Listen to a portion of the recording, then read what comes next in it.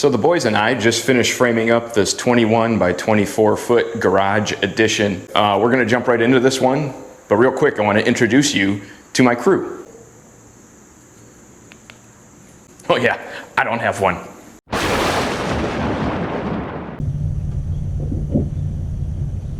Let me tell you real quick about this. The old garage is going to be converted into a family room, although I nor the contractor have anything to do with that, at least not at this point.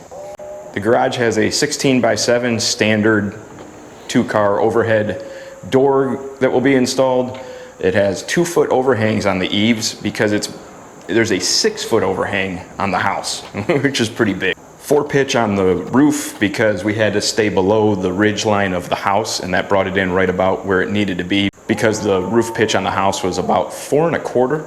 So we're pretty comparable there.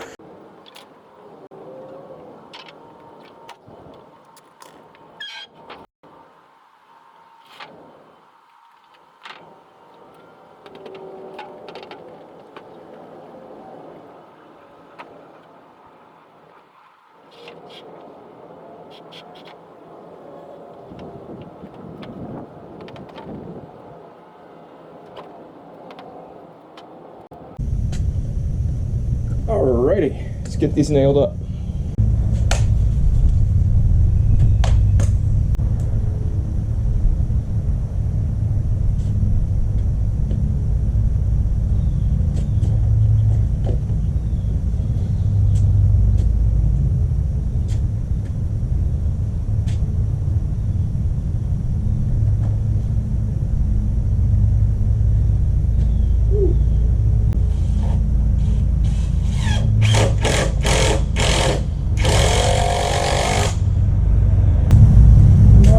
That's gonna work.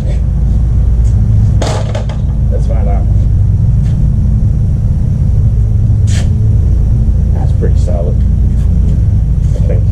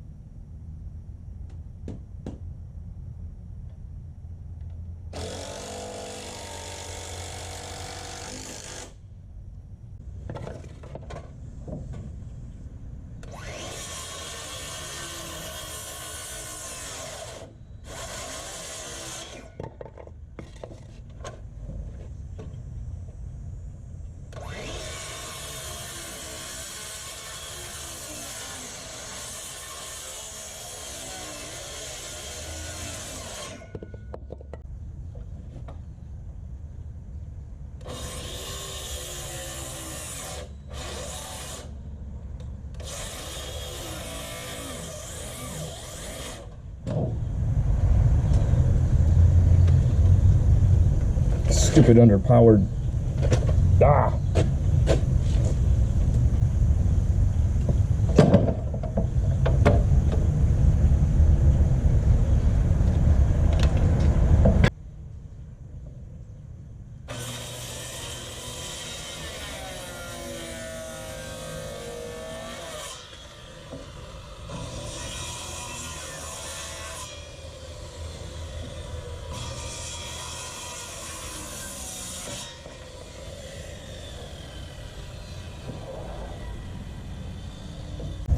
That's a lot better. That cordless just doesn't do it. And I guess I need to get a big boy cordless. Big boy cordless saw.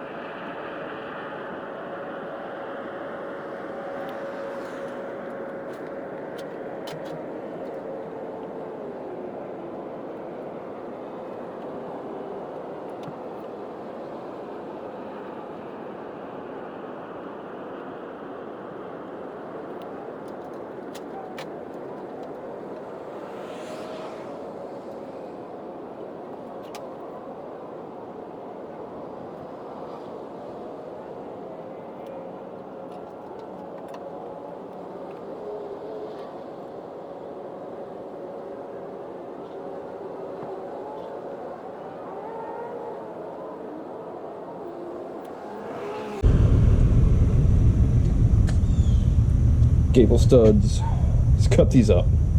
Cut them up. Grab the right loose.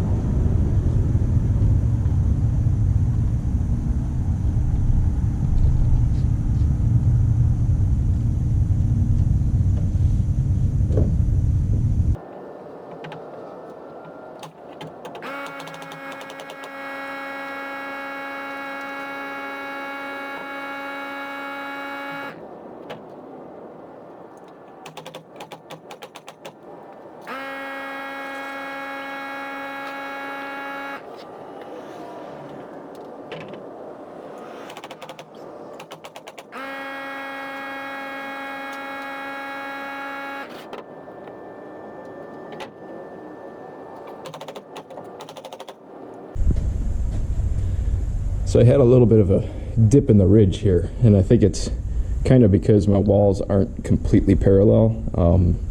They're only like a ½ inch difference, but yeah, it was enough to kind of throw things off. So what I did was cram a prop up at the seam, get a big old ratchet strap, and you kind of drew everything back together, and it actually did take the dip out, got everything pretty much where it needs to be. It's about the farthest I'm going to go at the moment because this overhang has to come off and things need to get stripped. I have 32 on center collar ties. I'm going to put those in, and then we're going to start installing ceiling joists. I'll put the collar ties in first because it's easier to install them when I'm not working around the ceiling joists. But we're getting there. All right, I'm not sure how this overhang is going to tie in here. The prints I have don't seem to look like what we got going on here. So I'm removing as little of the existing house as possible because it's easier to take it off later than it is to put it back on. So what I did was flashed this in while it's open because that's the best time to do it. Bent a little bit of a kick out flashing here. And that should be good to go. I'm going to do that on the other side, and I guess we're just going to have to figure out how the overhangs are going to tie in, but I don't know. That's for the siders.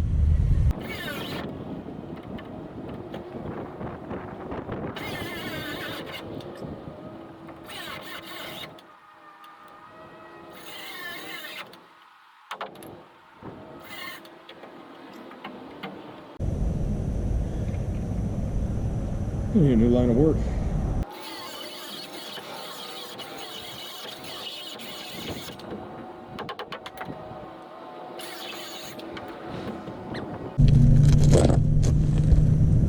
Well, it's kind of been a couple days of dealing with rain. Honestly, think we're suffering from the tropical storm that hit, I think, North Carolina. Kind of pushed inland, and I think we've been dealing with that for a few days, and I think a few days more we're going to be having this rain. So I don't plan on cutting into this roof yet until the rain has passed, because the roofing crew won't get here until the weather's decent anyway. So let me kind of show you what we got going on.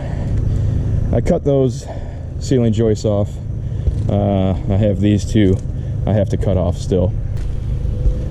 I've ran my fascias on either side.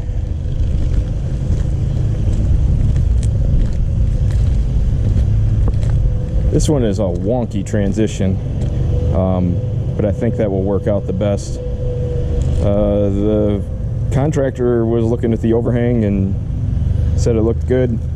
If anything needs to be removed, it's easier to remove it before the siding goes on than to rebuild something. So I've got 1, 2, 3, probably 3 joists I'll throw in, and then I'll start running my sheathing.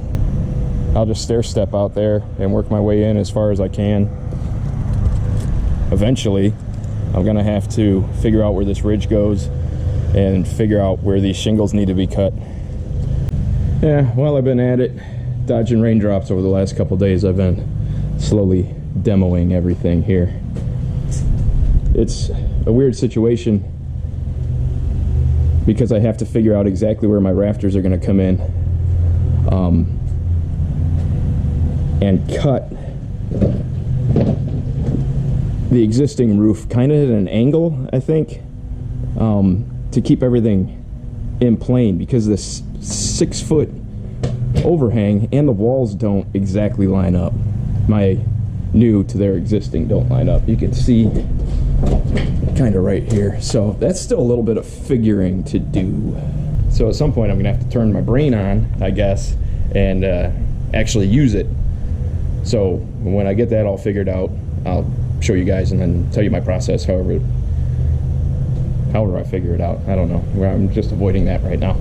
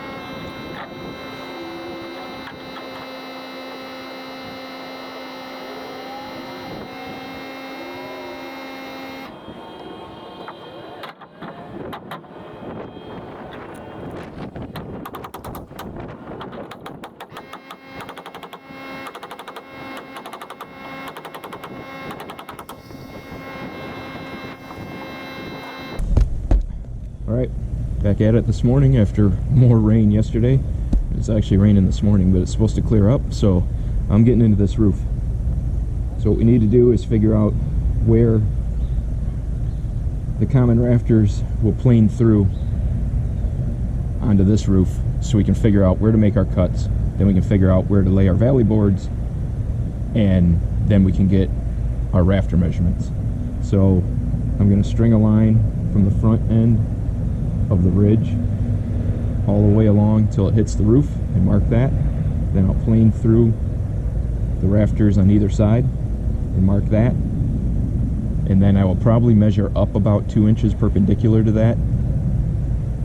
Pop a line. That'll be where the shingles cut. I go 2 inches higher because you have build up with OSB and shingles in your valley and stuff, so it gives you room.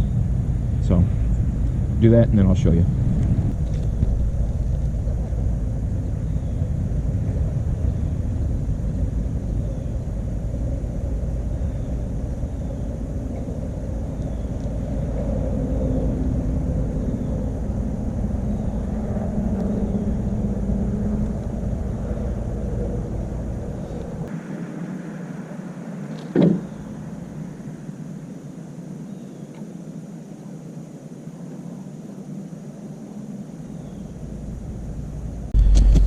Okay, here's roughly where my ridge is going to hit, from down there to right here.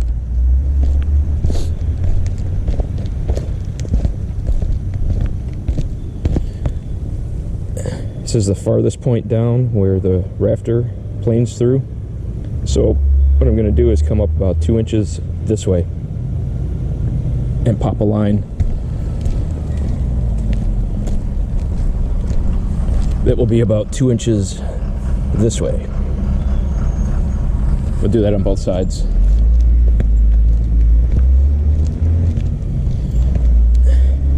Right here is where we plane through, which is just about where I figured. That's why I brought my overhang to there. I'll come up about 2 inches, pop line. All right, you can kind of see the line. So I got one here, and I got one here.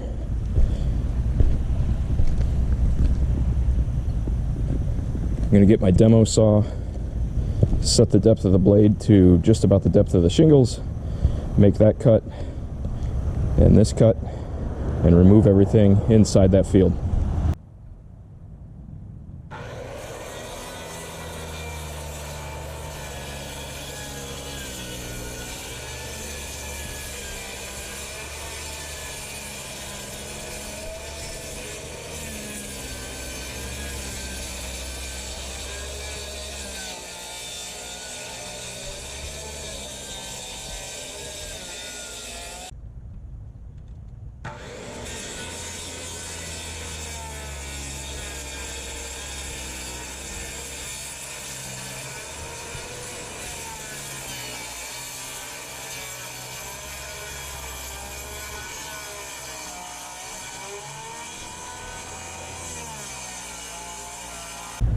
Alright, I made my cuts. You see a little bit of sawdust, so I know I got through everything because I was actually hitting some of the plywood, which is like, you know, the crappy 3/8 plywood they used to use back in the day. So you nick a little too much out of that and you're screwed. I think we're good. Now I got to start to strip some shingles down.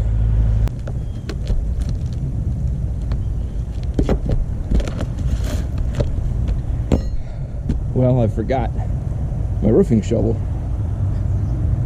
and those kind of make a mess anyway, so I'm going to try to sort of meticulously pull these in chunks. We'll see if that works.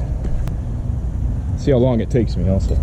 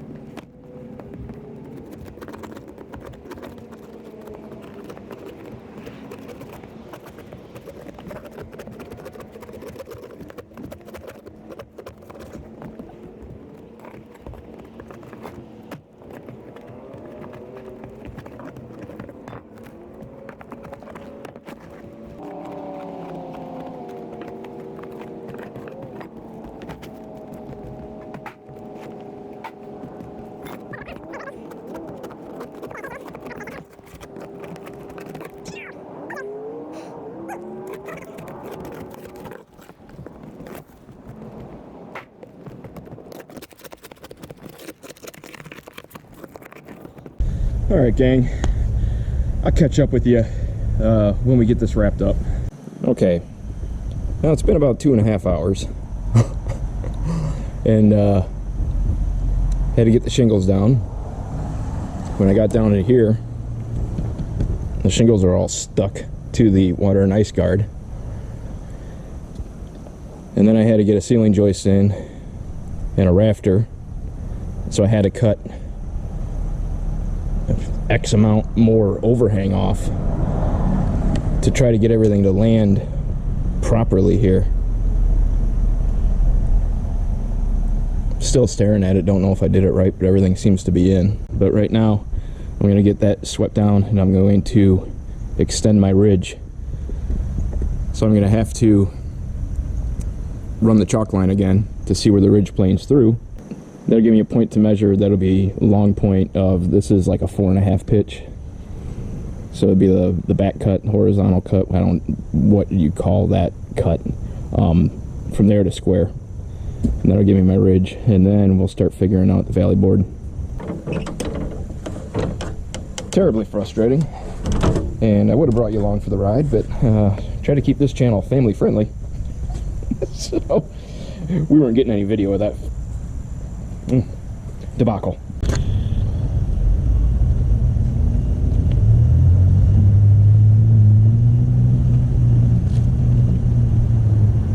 Well, that ain't right. I guess it's more of a 4 pitch than a 4.5. Or maybe up here it's a 4, down there it's a 4.5. I don't know. I'm gonna go cut this, I'll be back.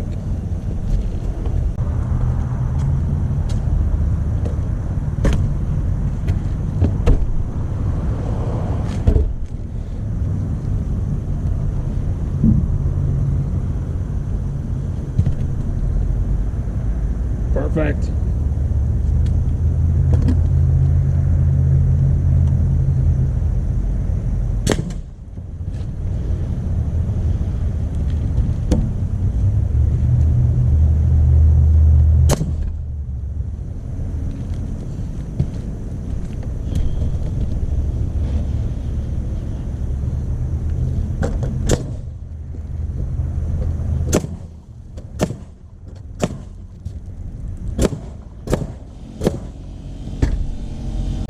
I think I'm ready to get a valley board in on this side at least. Probably still got cleaning up to do on the other side. This roof sheathing is not in the very best of shape. But luckily that's not going to be exposed anymore. I got 16-foot 2x12s. Brought up my other big saw. It's like I got every stinking tool I own up here. So I can go from a long point to a long point, get this thing nailed in. You have to run a valley board because you need to land on something solid, and especially with this 2-foot on center rafters on the existing house and the bad CDX plywood below it. The 2x12 carries that load and transfers it to all the rafters. Does that make sense? I don't know if I make sense sometimes. Let me know down below if I'm making any sense.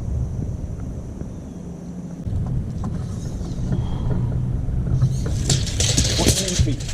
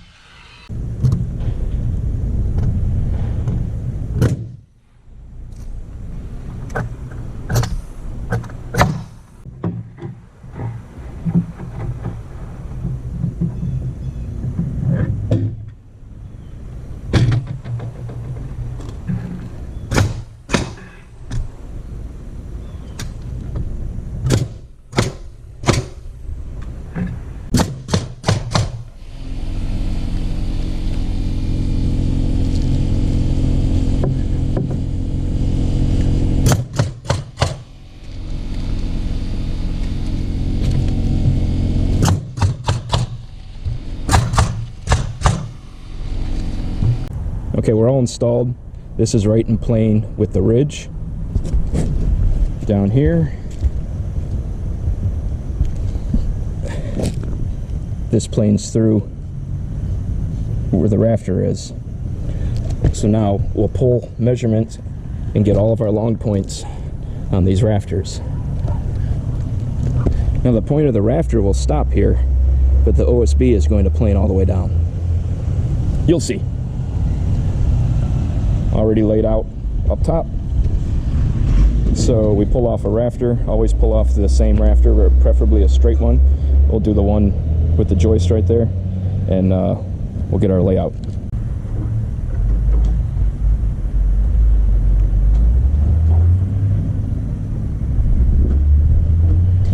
You hook, since you're hooking, that marks your long point. Pretty simple.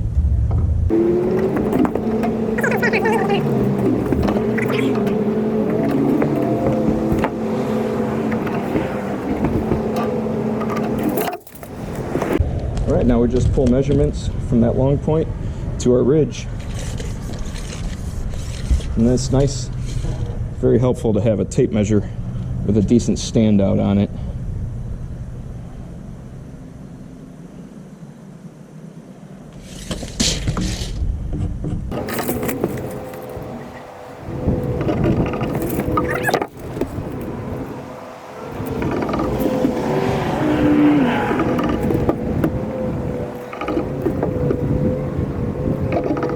Alright, wrote all my measurements down. Do the same for the other side. Then we'll cut these rafters. Can we see these? Can you see these? You can't see these. Don't trust me, they're there. I got them all written down, 2 different sides because they are 2 different angles. So I try to differentiate. I got this is the yard side. This is the neighbor's side. I can do north and south. There's all my measurements. It's the long point to the long point of the ridge cut.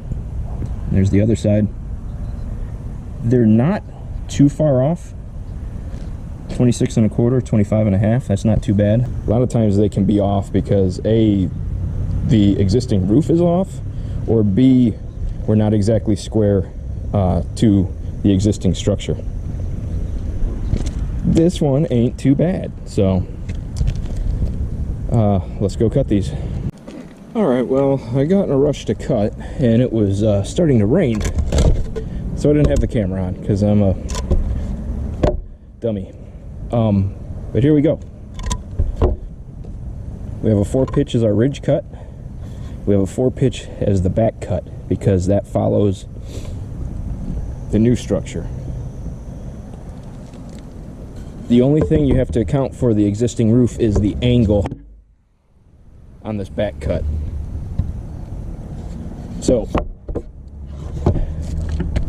whatever you're building is this cut and this cut. In this case it's a 4-pitch as our ridge cut and our horizontal cut, and then the angle was about 4 1/4, 4 1/2 is the roof pitch on the house, so I made it about 20 degrees, so that should sit on there.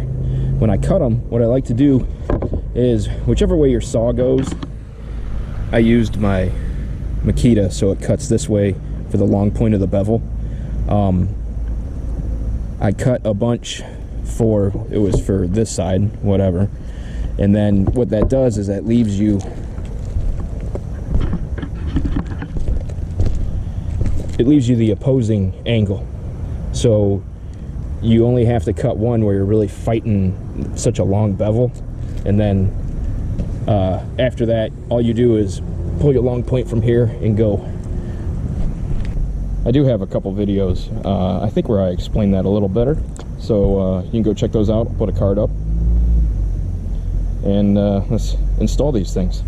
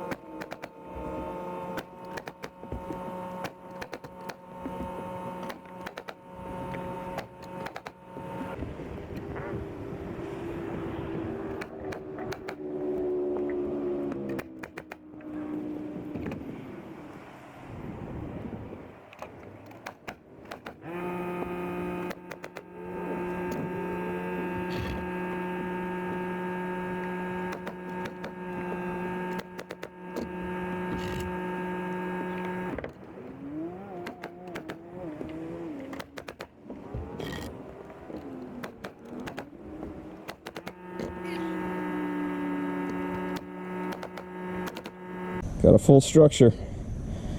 Let's throw some OSB at this thing. Now first we're going to throw some more collar ties in here. Alright, I got that side done just to get my bearings. I'll set the camera up to show you this side.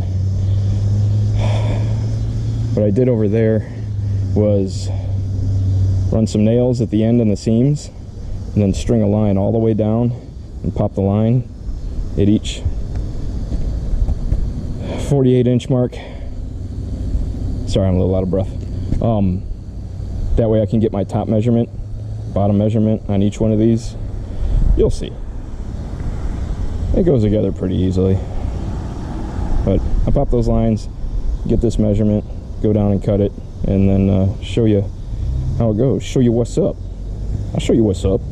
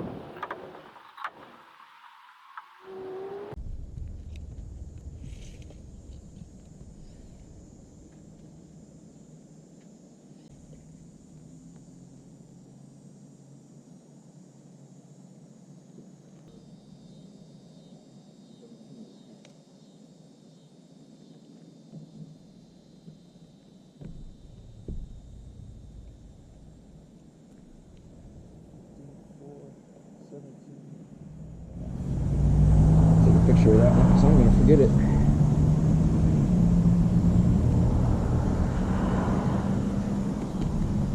ERB.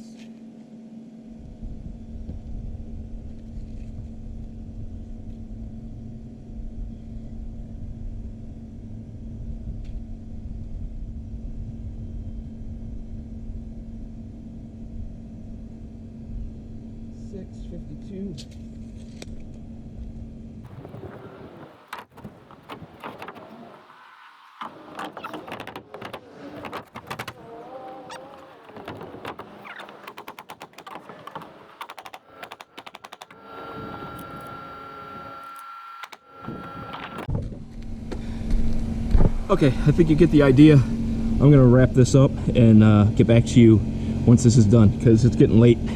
She's done.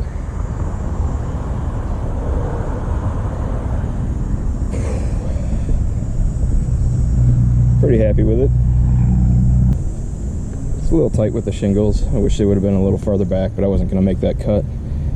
It's out of the way. The roofers can slide their valleys in there, so I'm gonna get picked up and get out of here. Finish this thing up Monday. Okay guys, it's Monday morning. Roofing crew was supposed to be here Saturday. That obviously did not happen. I'm here just to button a few things up, get this job tidied up and ready for a full cleanup. Gotta pull my bracing. These are both joists that need to be installed. Probably get some blocking along the wall there for drywall, because this is going to eventually have to have fireboard in here, because you can't have an attached garage to your house without fireboard. And get that door installed.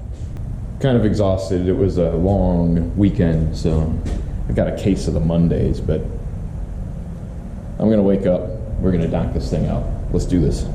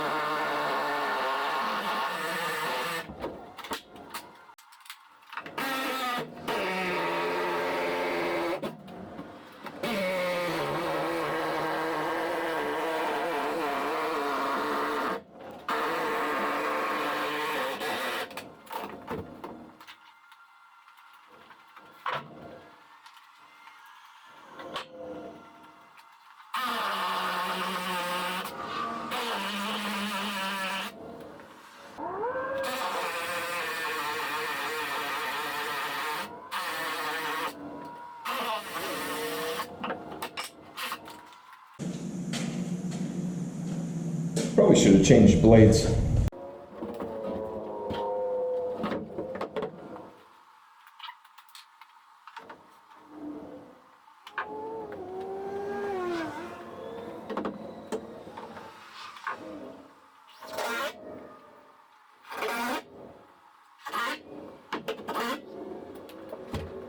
It actually looks really good. I'll screw it up.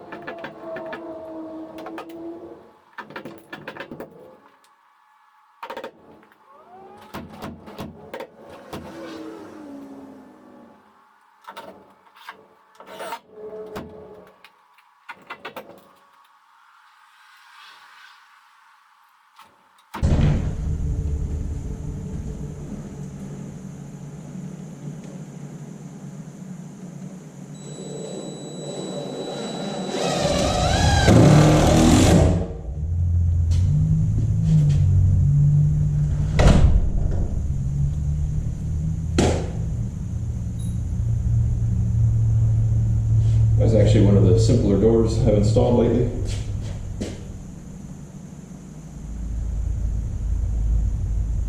Okay, I'm going to get Stiffback in up top, get cleaned up, then we'll recap. All right, I got the Stiffback in, finished that out, ran it all the way down to this last joist here, and that ties all the way back to the gable wall, which has an angle brace, which then ties up to the ridge. So ain't nothing going nowhere. And it's not just a rat run or a stringer, it's an actual Stiffback. It's got a vertical 2x on there. So that helps to draw all the joists in line, because a few of these were pretty wonky, had some decent crowns to them. So that's all in line, that's all together, that's all done.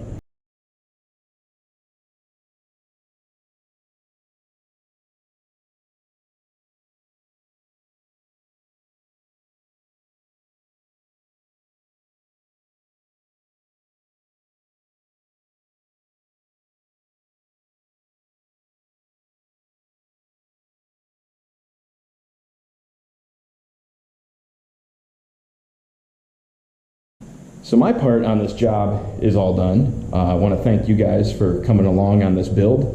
If you've got any questions about anything here, drop them down below in the comments, and I will see you guys in the next video.